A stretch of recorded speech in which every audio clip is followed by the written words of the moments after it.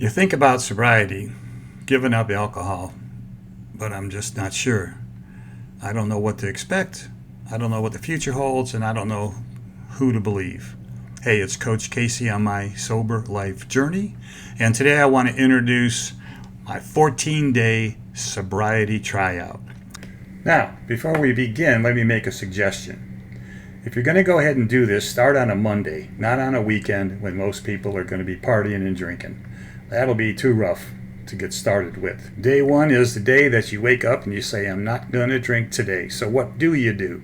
Well, we're going to do some good planning. We're going to take a pencil, paper, and we're going to sit down and think about what triggers us. Day two is the check-in day. It's the first day that you didn't drink, and so you're going to write down how did I feel and what triggers did I experience. And this is going to help you build a log as we go through this journey together. On day three, we check our morning routine. We're 2 days sober now. How does the morning feel? How do we feel about the rest of the day? Going back to the triggers. What's trying to push us? What cravings are we experiencing?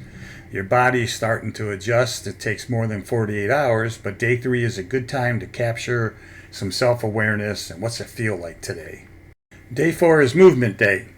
So we're going into our fourth day of sobriety, and we're going to use movement, going out for a walk, going to the gym, doing some yoga, raking leaves, or whatever gets you out of the house or your apartment so you have time to get your body moving, okay?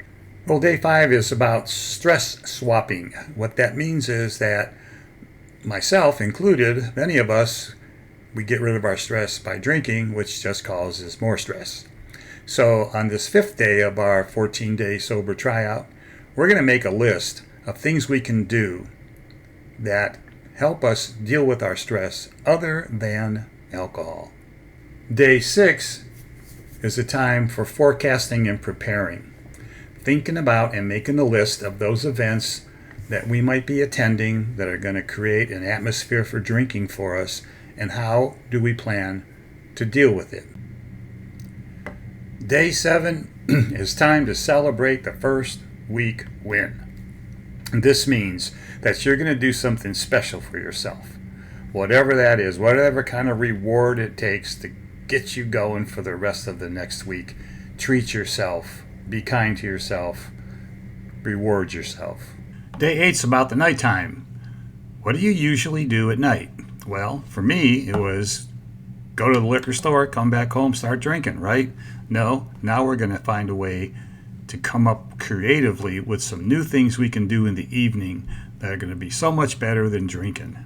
Day nine is appraisal day. You're going to take a look at yourself and say, how am I doing so far? How am I responding to my triggers? What new things is my body experiencing? That's always interesting when you start getting sober. And what do I need to do from this step forward? Day 10 is connection day. It's the day that you think about who you'd like to talk to about how your journey is going so far. Day 11, it's emotion day. This is the day you're going to give yourself an emotional check-in and be honest with yourself about how you feel about this sobriety journey so far. 12 is sleep and energy day. Appraise how you're sleeping. Are you sleeping better? Try going to bed a little earlier, maybe 30 minutes earlier.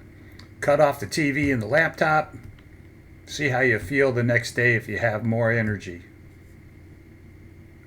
Day 13 is the day we take a look at our identity without alcohol. Write yourself a letter. Tell yourself who you are now against who you were before, and see if you can identify the changes. Day 14, awesome. You made it this far. You're on my team. You're on my sober journey. Now, what's the next step? Let's talk about that. You're at an intersection. Do I continue with sobriety or you know what the or is? Okay. Hey, thanks for watching. I hope this does you some good. I hope you give it a try. Please like and subscribe. Leave your comments about what you think should be done during the first 2 weeks of sobriety. And I'll see you in the future.